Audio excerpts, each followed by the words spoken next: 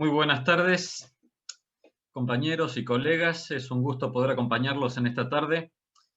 Muchas gracias, profesor Boscan, por el tema compartido.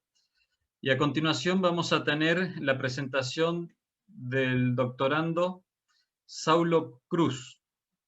Nuestro hermano Saulo Cruz es pastor y profesor oriundo del Perú. Está cursando el doctorado en la Universidad Adventista del Plata. En este momento comenzó en el año 2019 y bueno, él es licenciado y magíster en teología por la Unión Peruana, la Universidad Peruana Unión entre el 2006, 2007 y 2017.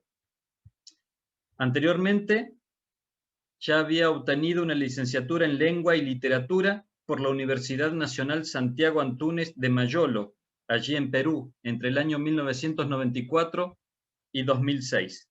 Allí fue estudiante y docente y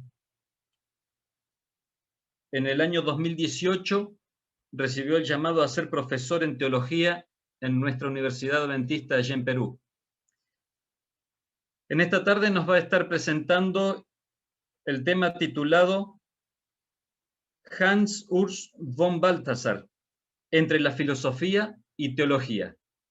Así que, Pastor Saulo Cruz, dejamos el tiempo restante en sus manos, 35 minutos de ponencia y luego entonces un tiempo para preguntas, para acotaciones, de acuerdo a lo que está programado. Muchas gracias. Muchísimas gracias, Pastor Fabricio, por la presentación. Para mí es un doble desafío mantenerlos atentos y aquí son la 1:15 de la tarde, es la hora de almuerzo. Entonces, imagínense el desafío, ¿no? Así que, y asimismo, espero estar a la altura de mis predecesores por la presentación que han hecho, que es un desafío, ¿no? Es una valla muy alta. Y si en algún momento no capto la atención, espero su comprensión porque es un estudiante de doctorado, ¿no? Así que eh, quiero presentar mi pantalla. Gracias por la admisión.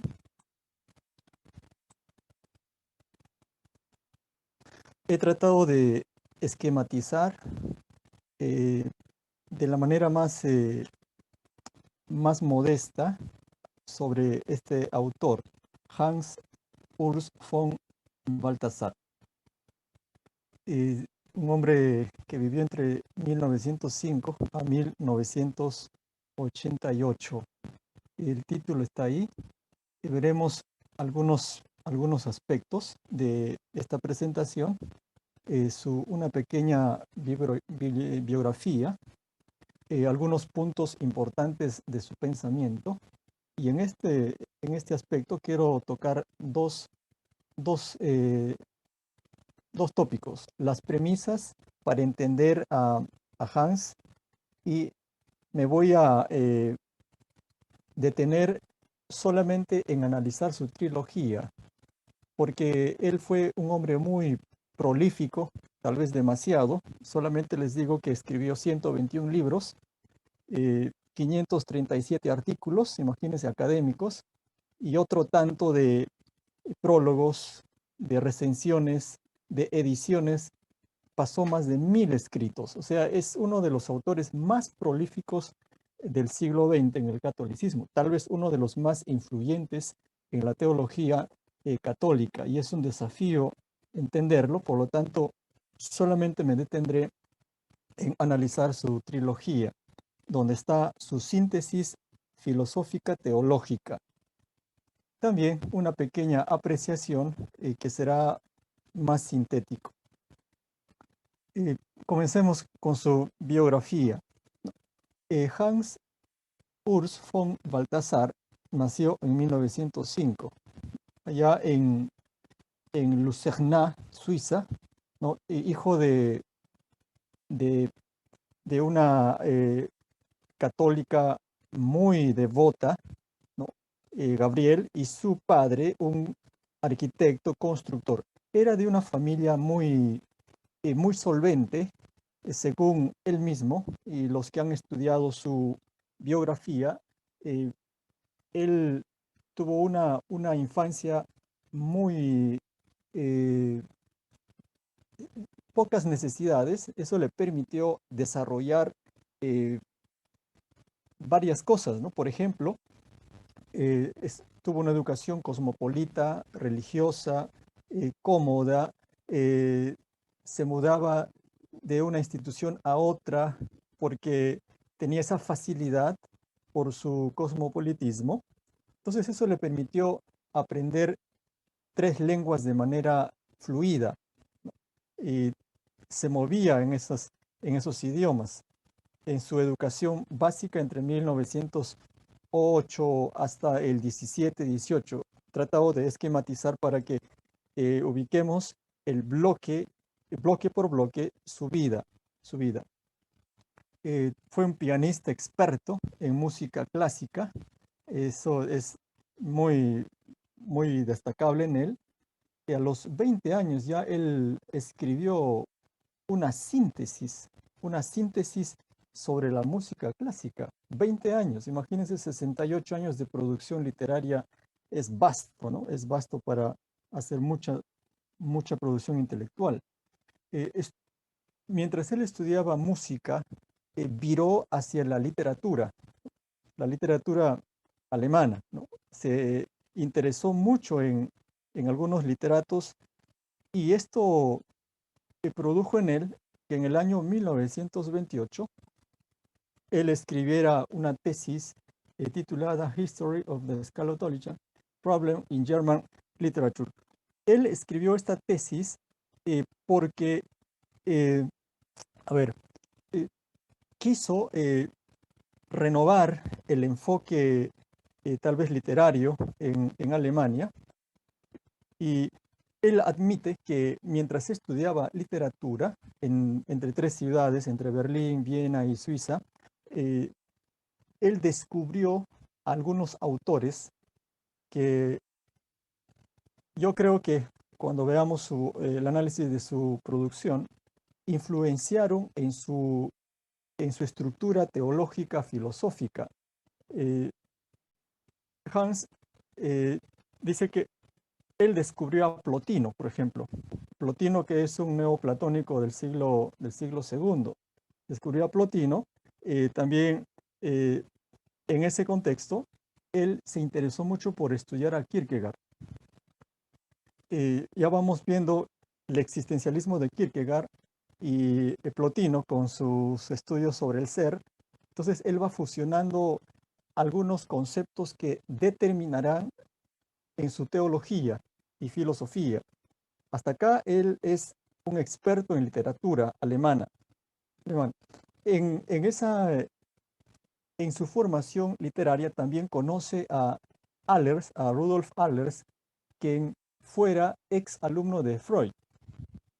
Y entablaron una linda amistad, y Rudolf Allers influenció en Hans en comunicarle que podría construirse un tipo de terapia, terapia cristiana, en la que la relación hombre a hombre sea la existencia humana.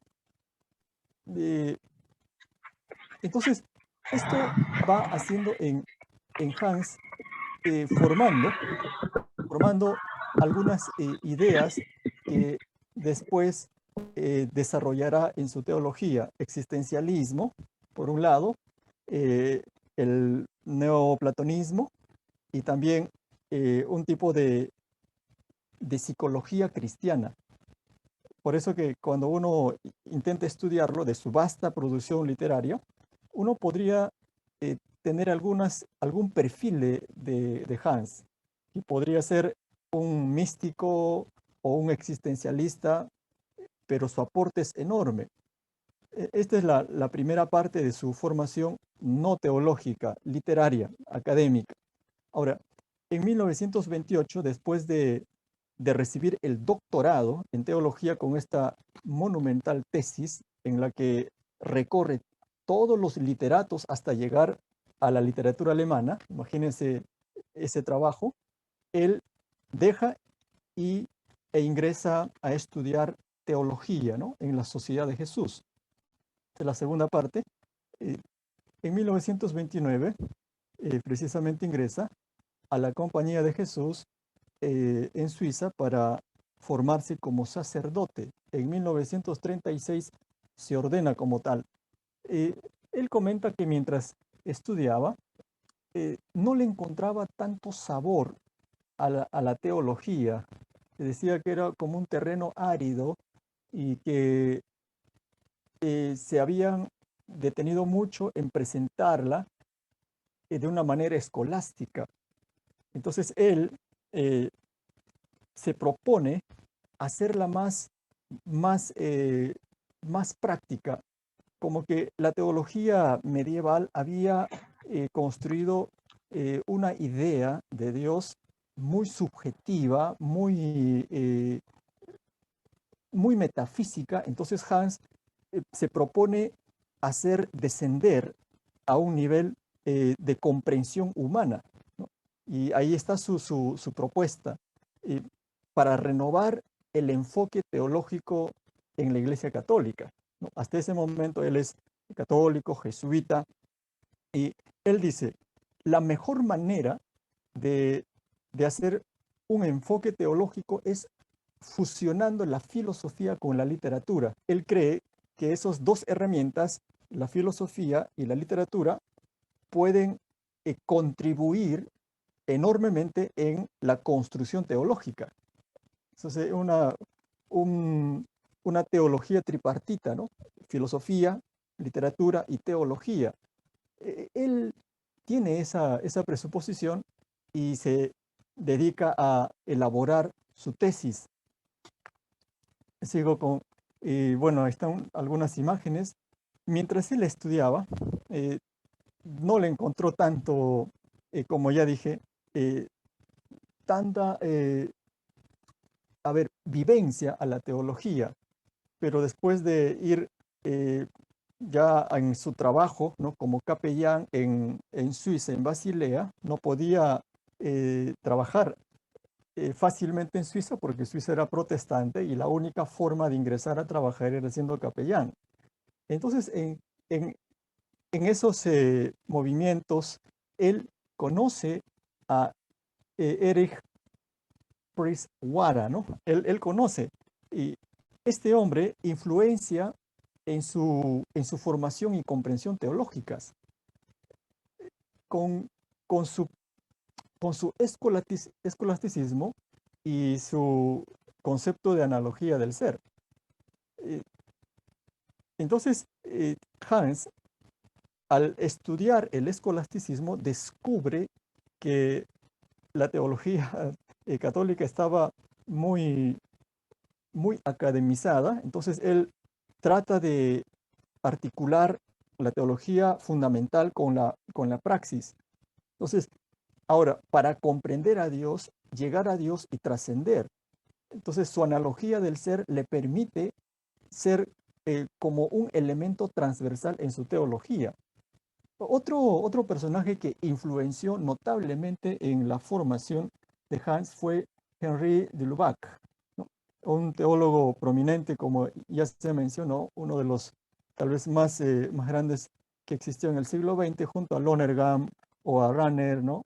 Eh, Él le enseña a amar la patrística, los comentarios de las escrituras y a leer las traducciones. Entonces, Hans tiene dos figuras que él reconoce y usa sus enfoques para su teología, ¿no? Estos dos personajes. Pero en ese contexto, entre 1945, después de la Segunda Guerra, él experimentó las dos guerras mundiales, ¿no? En realidad, en ese contexto, conoce a alguien, ¿no?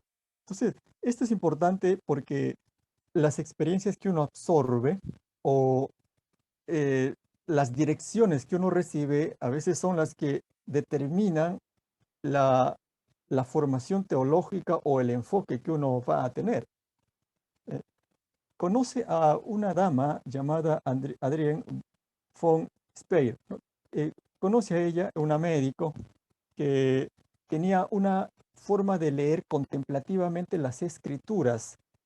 Y cuando él comienza a tener ciertos trabajos conjuntos para hacer teología, entonces es observado y es retirado de la orden. En 1950 él se retira de la Compañía de Jesús para dedicarse a un trabajo más de servicio. Le ofrecieron cátedras en diferentes universidades en Europa, incluyendo Tübingen, pero él rechazó y prefirió dedicarse a la labor pastoral de capellanía, de enseñanza y de instrucción. Él tenía bien claro en ese sentido su articulación entre teología fundamental y la práctica. Entonces, trabaja con Adrienne durante muchos años hasta que ella fallece y produjeron casi 60 libros juntos. 60 libros no es poco. Por eso él se retira para dedicarse a la labor más pastoral. No es aceptado, es prohibido después para que enseñen en las universidades y tuvo que dar clases particulares para ganarse la vida, ¿no? Pero ya su producción literaria era enorme. Y no es invitado al Concilio Vaticano II entre el 62 y el 65 tampoco, pero entre 1947 y 48 conoce a otra persona, a Karl Barth, ¿no? Sobre quien escribe un libro monumental sobre la teología de Karl Barth, como ya lo dijo en la mañana el doctor Roldán, ¿no? Y Karl Barth le contesta y le dice que es el mejor libro que se ha escrito sobre su teología, ¿no? De paso fueron cercanos. Quiso convertir a Karl Barth al catolicismo, pero sin éxito, ¿no? Él, él decía que la teología de Karl Barth era muy hermosa, y eso quería él para el catolicismo, por eso trabajó para convertirlo, pero no pudo, pero sí a von Speyer sí la convirtió. Finalmente termino con esta parte. En 1950 abandona la Sociedad de Jesús. En 1961 comienza a escribir su trilogía, se dedica enteramente y él entiende, dice que es un llamado que él recibió para renunciar y dedicarse a escribir su trilogía, ¿no? Que son 16 obras en realidad. 1987 termina su trilogía, el 88 es nombrado cardenal después del Concilio Vaticano II, y cuando en 1967 fallece von Speyer, la iglesia comienza otra vez a acercarse a él y le es más benévola, ¿no? Es nombrado cardenal, pero fallece unos días antes de su ascensión como cardenal, en 1988. Todo este contexto es lo que determina su formación y producción intelectual. Muy bien, ahora vamos a la segunda parte. ¿Por qué me detuve mucho tiempo en la primera? Porque eso lo que va a hacer más, va a ayudar a entender tal vez su teología. Una vez cuando estuvo en España, le preguntaron, ¿cómo podemos entenderlo? Él fue el año 87 y en Madrid, y le preguntaron. Entonces él respondió fácilmente, lean mis libros, pero tengan en cuenta tres cosas. Primero, lean todas las obras biográficas sobre diversos autores tratados en mis libros. Lean eso, como los padres de la iglesia, de Karl Barth, Baber, etc. Todos los de la trilogía también, para entender. Dos, deben leer las obras sobre espiritualidad, como Oración Contemplativa de Cristo, María, la Iglesia, todas esas obras, si quieren comprender. Y en tercer lugar, las traducciones de los padres teólogos de la Edad Media y la Edad Moderna. Cuando refiero a los padres, estoy hablando de la patrística, ¿no? Él tradujo bastante, ¿no? Bastante, si solamente puedo decirles que él tradujo cerca de 110 obras. Lean eso y van a comprender. Es bastante para entenderlo. Pero yo quiero tocar dos premisas en, en las que Hans se mueve, ¿no? Dos premisas. Él tiene una convicción de que los atributos trascendentales, como lo uno, lo bueno, lo verdadero y lo bello del ser, son coextensivos y analógicos a las criaturas y a Dios. Es una idea que se va a ir desentrañando en la siguiente vista. O sea, el ser humano intenta trascender. Trascender es a Dios, al ser, ¿no? Y para trascender hay 4 elementos. Lo uno, lo bueno, lo verdadero y lo bello. Y estos existen entre ellos, ¿no? Son analógicos a Dios y al hombre. O sea, el hombre tiene estos trascendentales, así como Dios también se manifiesta de esa forma. Otra premisa, los trascendentales que atraviesan todo el ser, este ser no es Dios por si acaso, es el ser de este mundo, ¿no? No es persona tampoco. Confluyen interiormente. Es decir, si lo verdaderamente es verdadero, entonces también lo verdaderamente es bueno, bello y uno. ¿Cómo, cómo es esto? Para Hans, el ser es absoluto, Dios es absoluto. Eh, Se intenta trascender a Dios. Él tiene cuatro ideas y pone un esquema incluso para comprender, porque al final él hace una producción filosófica teológica. No es filosofía y tampoco es teología, así como el título está establecido. Es una filosofía teológica que es, eh, le produce. El hombre es limitado en el mundo. Él propone eso. El hombre es limitado en el mundo, no tiene límites, pero su razón está abierta a lo ilimitado. Aquí vamos a hacer un tipo de ejercicio, ¿no? Eh, Está ilimitado, ¿no? Puede entender por su razón a todo el ser. También dice, la esencia es limitada, pero el ser no lo es. ¿La esencia de qué? La esencia del hombre. La esencia de los elementos sensibles es limitada, pero el ser no. Él tiene estas premisas para construir su teología. Ahora, en la relación del ser absoluto y el ser como nosotros los que estamos en este mundo, entonces él esquematiza y dice, en este mundo hay un ser. El ser que tiene seres, todo eso es un ser. Bueno, dice, por lo tanto, para comprender al absoluto desde el ser, necesitamos algo, que toda la filosofía humana es religiosa y teológica, porque abordan el problema del ser absoluto. O sea, para comprender al absoluto necesitamos nosotros descender la filosofía con la teología, fusionarla y explicarla. Parece sencillo. El ser absoluto, dice, eh, el hombre tiene que trascender a sí mismo, entonces hacia la metafísica. Entonces Hans desarrolla la metaantropología, que desde el hombre se tiene que trascender. ¿Pero qué cosa? En el diálogo con su prójimo. El hombre, por ser hombre, uno, no puede trascender solo.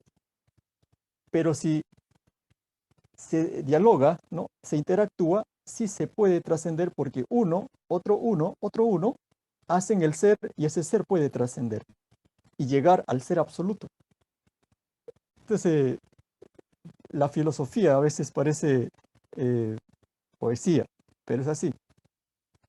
Ahora, para explicar esta trascendencia, porque su trascendencia, o sea, cuando él habla de trascendencia, se refiere a la de Dios y a la del ser y a los seres. Entonces, tenemos que comprender de la siguiente manera, afirma, y esquematiza, entre un niño y una madre. El niño es uno con su madre, pero no es su madre. Y lo que une al niño y a la madre es el amor. O sea, el niño es uno en amor con su madre. Espero que esté siendo lo más claro. Bueno, finalmente esto se tiene que seguir estudiando también. O sea, el niño es uno, pero no es su madre. Pero hay algo que los une, que es el amor. Muy bien.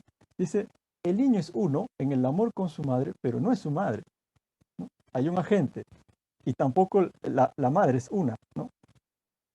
Dice, dos, este amor es bueno. El amor que une, ¿no? Al uno con el otro uno es bueno. Entonces el ser es bueno, porque el uno o el amor proviene del ser, pero no es el ser absoluto, es el ser que está en este mundo. Es bueno. Por lo tanto, este amor es verdadero. Entonces el ser es verdadero. Si este amor genera gozo, entonces el ser es bello. Entonces, en este mundo hay un ser que existe, ¿no? Que es la, como decir, la representación del ser absoluto. Hans está intentando escribir o diseñar su enfoque teológico.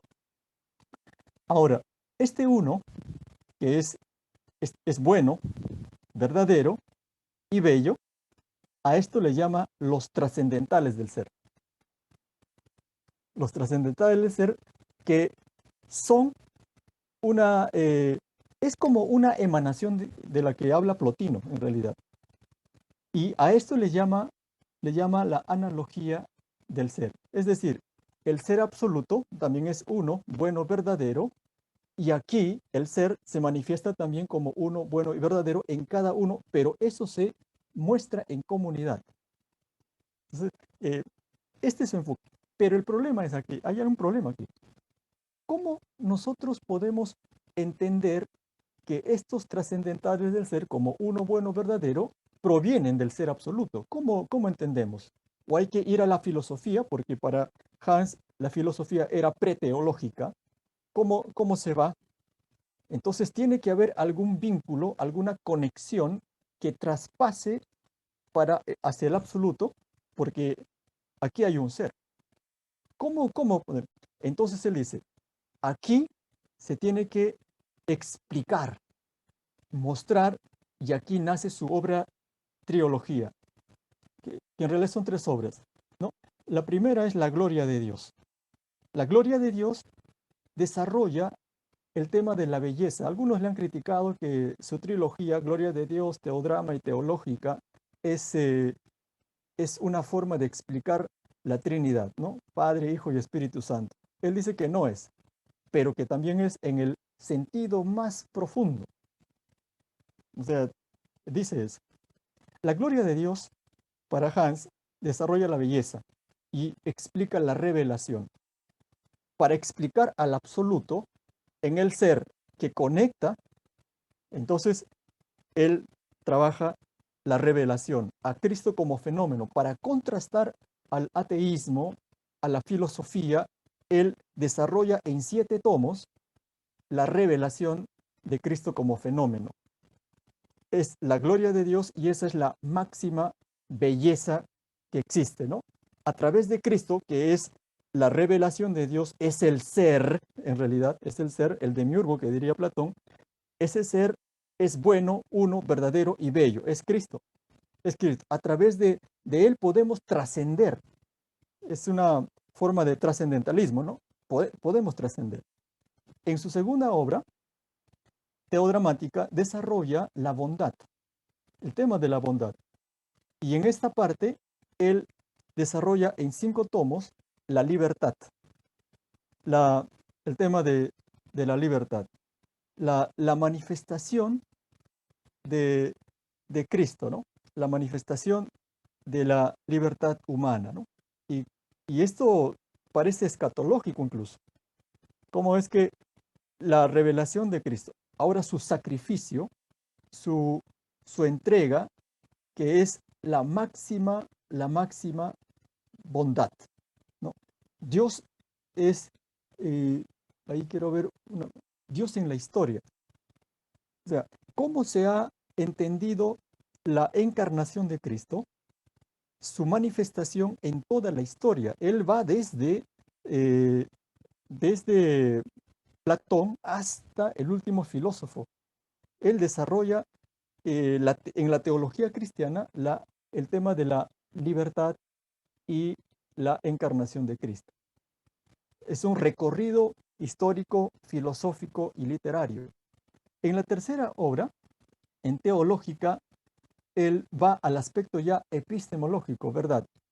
Algunos escriben y dicen que Hans se basó en el texto de yo soy el camino, la verdad y la vida, ¿no? ¿No? En eso. Puede ser que Jesús sea, eh, bueno, el Padre es la belleza, ¿no? El Hijo es la bondad y la verdad es el Espíritu Santo. Algunos critican eso, pero tiene cierta relación. Voy terminando. En esta parte desarrolla la comprensión de Dios y es son tres tomos, ¿no? Tres tomos, y es la comprensión ya lógica, ¿no?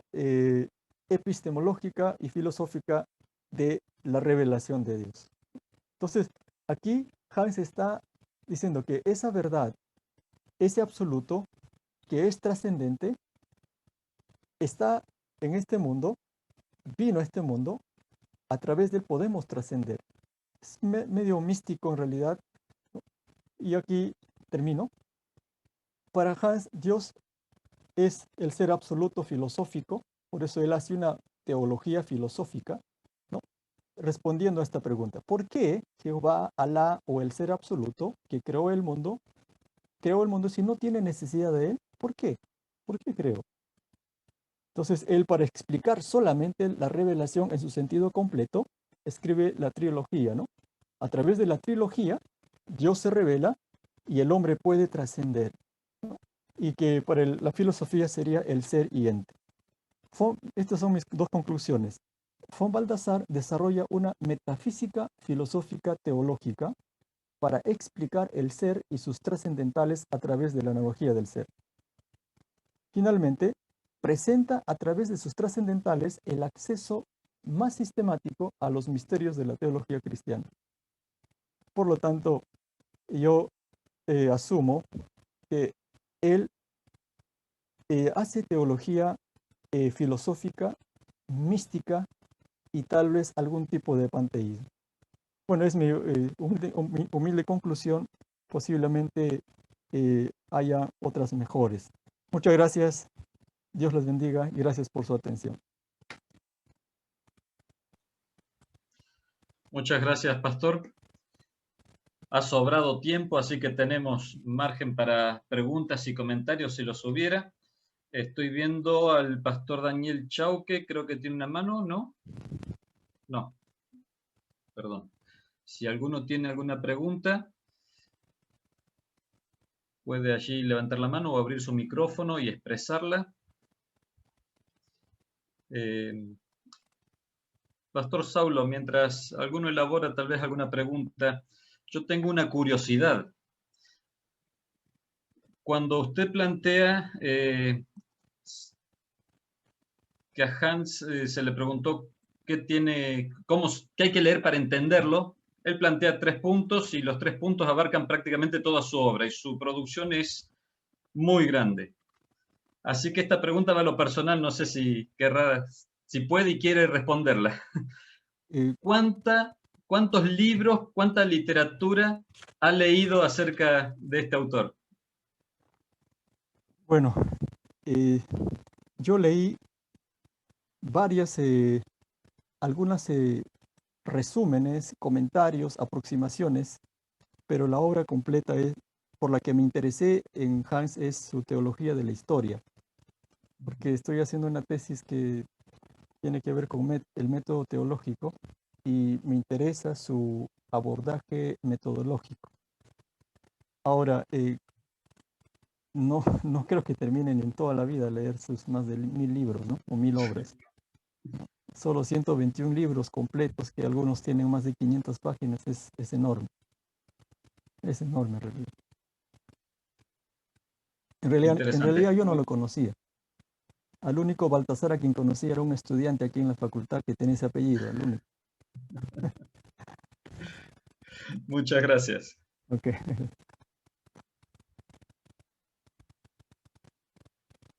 Tal vez si alguien más tiene algún comentario, alguna pregunta para hacerle al pastor Saulo. Este es el momento. La verdad que fue breve, conciso, preciso, y eso es lo más interesante en una presentación. Así que agradecidos por esta presentación, Pastor Saulo, y parece que no hay comentarios, así que tal vez, Pastor Boscan, usted que está al frente de esta jornada, Hay bueno, una allí hay pregunta un ahí. comentario en el chat ahora. Dice, excelente presentación, y preguntan, el Pastor Carlos Cerdá pregunta, ¿dónde nota usted panteísmo en este autor?